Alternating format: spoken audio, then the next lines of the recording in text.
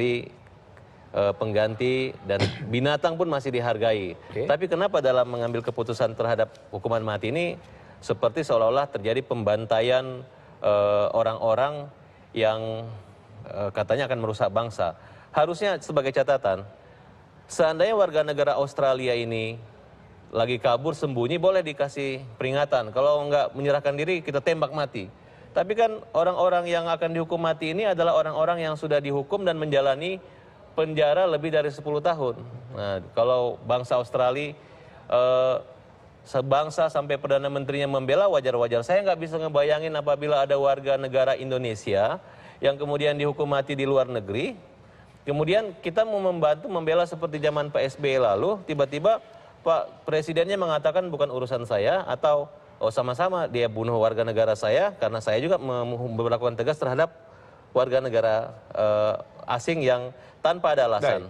Nah, kemudian salah satu klien saya yang pada tanggal atau mungkin akhir pekan ini juga sebentar, Bang Farad, sebelum sampai ke situ, kita coba saya mendengarkan bagaimana dari Ketua Umum Granat Bang Henry Osodiningrat dengan adanya intervensi dari Australia, dari melalui Perdana Menterinya yang merasa geram, merasa muak tadi, bagaimana menginginkan dua warga negaranya ini dibatalkan eksekusi matinya. Bang Henry. Oke. Sama geramnya saya, sama muaknya saya ketika mendengar dan melihat sikap dari Perdana Menteri Australia yang melakukan teror terhadap bangsa Indonesia. Dan sama geram dan muaknya saya ketika mendengar penjelasan dari Saudara Farhad itu yang nggak jelas dalam kapasitas sebagai apa, mengatakan bahwa ada ahli hukum, LSM yang ngompor-ngompori dan sebagainya.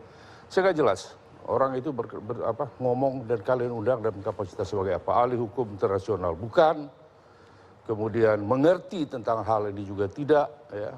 Dia hanya membanggakan dan cukup bangga sebagai orang yang banyak membela para terpidana narkotik khususnya yang menghancurkan bangsa ini, yang mengatakan bahwa pembantaian dan sebagainya. Saya melihat bahwa apa yang dilakukan oleh pemerintah Indonesia, jangan nyebut Jokowi, Presiden Republik Indonesia, bukan Jokowi ya, saya peringatkan Saudara Farhad. Apa yang dilakukan oleh Presiden Republik Indonesia adalah dalam rangka menegakkan hukum, dalam rangka menegakkan kehormatan bangsa, dan tidak satupun peraturan atau aturan internasional yang dilanggar. Saya menggarisbawahi apa yang dikatakan oleh Profesor Hikmanto, bahwa sesuai dengan ICCPR ya, kejahatan ini adalah extraordinary crime. Bahwa setiap bangsa berhak menentukan kejahatan apa yang tergolong extraordinary crime di negaranya masing-masing. Jadi kalau bagaimana sikap saya, bagaimana pandangan saya mendengar bahwa pemerintah Australia, bukan pemerintah Australia, Perdana Menteri Australia yang mengatakan geram dan betapa muaknya sama.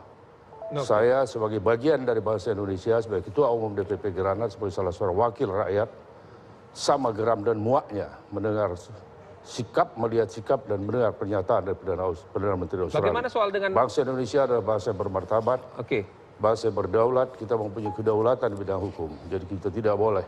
Bagaimana dengan pernyataan? Pernyataan. Tadi dijelaskan. Ya, Bang Henry, bagaimana dengan pernyataan bahwa tadi Pak Jokowi itu menyamaratakan semuanya, hukuman mati itu ditolak semua gerasinya. Itu bagaimana soal itu? Bang Henry melihat itu? Ya.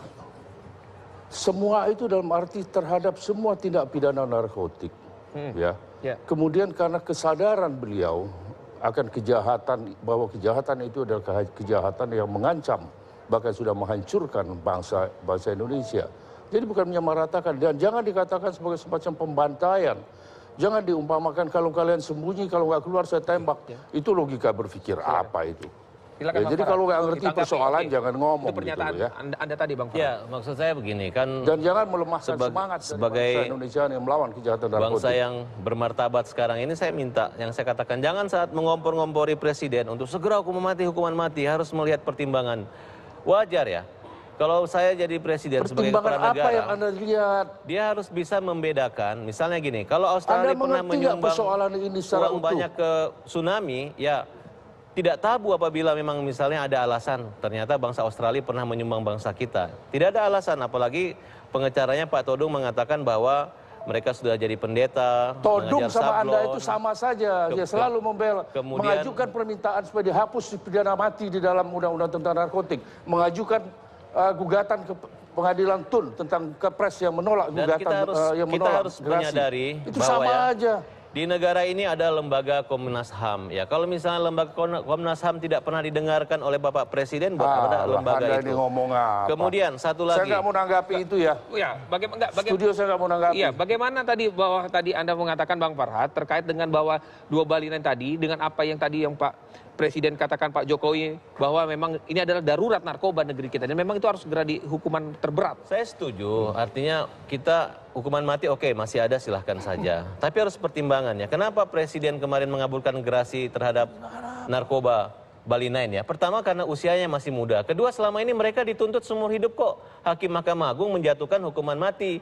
Kemudian di peninjauan kembali kepada seumur hidup. Ketika melakukan gerasi juga kembali ke seumur hidup. Nah, kemudian kenapa olah dikabulkan? Karena waktu itu suaminya udah meninggal disaksikan oleh Pak Henry. Anaknya masih kecil. Kalau Pak SBY walaupun Menteri Patrialis menolak pada saat itu menolak untuk mengabulkan gerasinya. Ketika saya luruskan tapi, bahwa saya melihat kematiannya baru Anda berubah. Bagaimana? Itu menandakan Anda nggak ngerti persoalan. Bang Henry silakan. Apa Bang Henry? Silakan.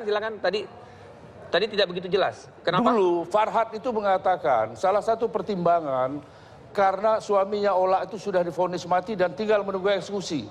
Tapi setelah saya katakan bahwa Anda tidak ngerti, Anda tidak tahu. Suaminya Ola tidak pernah divonis mati. Tapi saya nggak pernah berkata begitu, Pak Henry. Ola itu tertembak mati. Saya tahu persis peluru itu kena bagian mana. Baru dia luruskan. Menandakan dia nggak ngerti itu. Bukan salah, saya luruskan dulu. Saya katakan begini.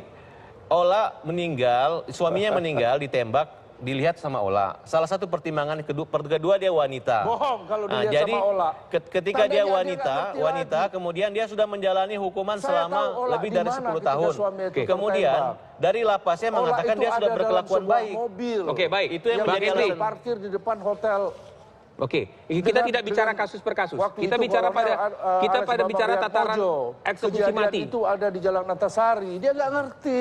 Bang Dan, Henry, Pak waktu Henry, itu Anda menurut masih saya umur jangan berapa, terlalu Farhad? bangga menyaksikan eksekusi meninggal langsung ditembak suami. Menurutnya Anda sebagai anggota DPR harus berbicara dengan yang lebih sopan, terhormat. Karena menyangkut nyawa. Walaupun Anda punya pengalaman menyaksikan langsung, grebek langsung menembak suaminya Ola pada saat itu. Bukan satu prestasi dan kebanggaan buat Pak Henry. Belum tentu juga dia bersalah karena belum pernah Anda nggak diadili. usah menilai itu prestasi itu kebanggaan. Anda nggak usah menilai itu. Nah, ini malah saya berdebat dengan yang nggak mutu seperti ini. baik Bang Henry, Bang Farhad, kita tidak bicara kasus per kasus. Kita bicara bagaimana eksekusi mati ini di pemerintahan Pak Jokowi ini ada yang kedua, tahap kedua. Setelah kemarin sebelumnya sudah ada, kemudian ini akan segera dilakukan. Pak Jokowi akan tetap melangsungkan menjalankan eksekusi mati terhadap para terpidana mati tersebut. Nah, pertanyaannya adalah, waktu di pemerintahan Pak SBY, Bang Farhad, Bali 9 itu berhasil tidak jadi hukuman mati. Nah, bagaimana Anda melihat ini di pemerintahan Pak Jokowi? Ya, proses pemeriksaan gerasi itu kan bukan kayak slogannya bekerja, mati. Tidak seperti itu. Harus ada pertimbangan kemanusiaannya. Nah, salah satu penilaian daripada lapas dan lain sebagainya. Tapi ini kan bergerakan. Ketika dulu waktu topeng monyet di DKI tidak boleh lagi ada kan Pak Jokowi mengatakan ini kita harus lebih manusia menghargai. Itu kan berarti momentum. Tapi ketika Australia mengatakan loh monyet aja dimanusiawin di Indonesia, masa kita warga yang sudah di lembaga permasyarakatan dibina kok masa tidak bisa diberi pengampunan? Oke, baik. Kenapa bisa seperti itu? Bang Henry, bagaimana dilihat dari sisi kemanusiaannya Bang Henry terhadap para terpidana mati yang memang dikatakan benar-benar sudah bertobat, berubah, itu bagaimana? Apakah itu tidak bisa dilihat sebagai bentuk pengampunan? Terpidana mati yang mana? Tunjukkan dengan saya, terpidana mati yang mana? Dua Semua Bali 9, mereka terpidana mati yang menunggu eksekusi, mereka itu mengendalikan bisnis narkotik dari dalam, termasuk Ola misalnya. Oke, saya beri contoh nih Pak Hendy. Jadi tidak ada di antara mereka itu menunjukkan tingkat baik. Dan saya tahu buktinya Ola sudah divonis. Ketika Menteri Hukum dan HAM, Amir Samsudin, saya mendapat informasi bahwa terjadi peredaran pengendalian bisnis narkotik dari LP Wanita Tangerang. Saya telepon Menteri Hukum dan HAM, saya minta izin untuk masuk tengah malam. Kemudian diizinkan saya bersama dengan Benny Mamoto dari BNN. Kami masuk. Dari situlah awalnya Ola itu bisa lanjutkan pengembangan penyidikannya. Saya tahu persis dari awal kok itu. Bang Bahwa Rizky, itu yang jadi kalau saya mengendalikan biji melihat narkotik. Semua terpidana mati. Saya melihat dari pernyataan Pak Henry, ya berarti kan sudah jelas persoalan narkoba ini ya bukan hanya pada bandar-bandar yang sudah dihukum mati yang melakukan perbuatan 2 kali, yaitu pengawasan terhadap lembaga pemasyarakatannya.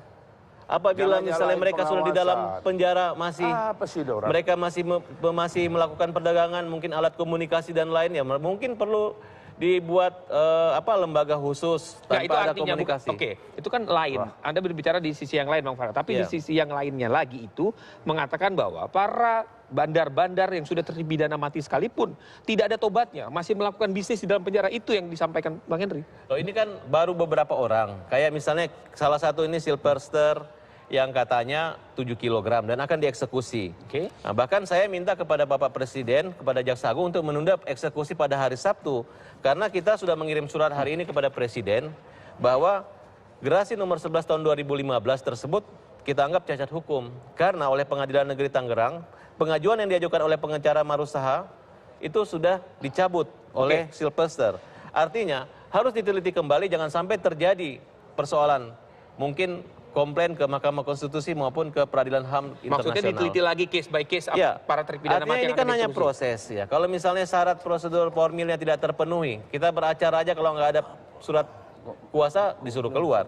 Tapi kalau misalnya gerasi yang sudah terlanjur dikirim dengan kuasa yang sudah dicabut, dengan bukti pada tahun 2013 keluar pada saat ini, harusnya Presiden baik. tidak boleh melakukan eksekusi terhadap Silverster pada hari Sabtu depan. Kembali ke Bang Henry. Bang Henry, mengapa Anda merasa sangat penting betul dan begitu urgent para bandar-bandar narkoba yang sudah divonis terpidana mati ini tidak mendapatkan pengampunan dari Presiden?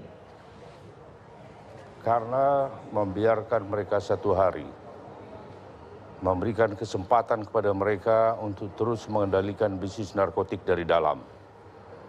Setiap hari bertambah jumlah korban, setiap hari semakin marak peredaran gelap yang mereka lakukan dari dalam. Dan sudah sedemikian rupa parahnya anak-anak bangsa ini akibat dari perbuatan mereka. Ya, jadi kalau kita melihat dari segi kemanusiaan, kita juga harus melihat dari segi kemanusiaan terhadap para korban. Korban ini kalau ada 5 juta orang, pernah nggak kalian membayangkan ada orang yang tinggal tulang dibungkus kulit, ada orang yang anak baik-baik, anak manis menjadi pelaku kejahatan karena narkoba. Ya, jadi saya melihat perbuatan mereka ini teramat sangat biadab dan dibenarkan oleh hukum, baik hukum positif kita, hukum agama, hukum internasional. Ya, jangan sok cari muka dengan negara lain. Tunjukkan kehormatan bahwa kita sebagai bangsa itu mempunyai kehormatan, mempunyai martabat. Ya, jangan hanya ingin populer dengan berbagai macam cara mengabur, jadi nggak jelas lagi merah putih kita. Jadi sebagai ciri dari bangsa Indonesia itu dia harus konsisten dan dia harus berani menegakkan martabat bangsa ya. Itu alasan Bagaimana saya. Bang Henry melihat jika hubungan internasional secara hubungan antar dua negara Indonesia dan Australia, Indonesia dan Brazil, maupun Indonesia dan Malaysia, Indonesia dan Belanda, kalau memburuk atau akhirnya tidak saling menerima lagi kepercayaan seperti yang terjadi di Brazil yang sudah saya tanyakan ke Prof. Hikmahanto, bagaimana Anda melihat ini antara Indonesia dan Australia nantinya? Apakah karena itu lantas kita harus mengorbankan martabat bangsa kita ini? Lantas kita harus mengorbankan kedaulatan hukum kita? Itu pertanyaan saya. Tentunya tidak kan.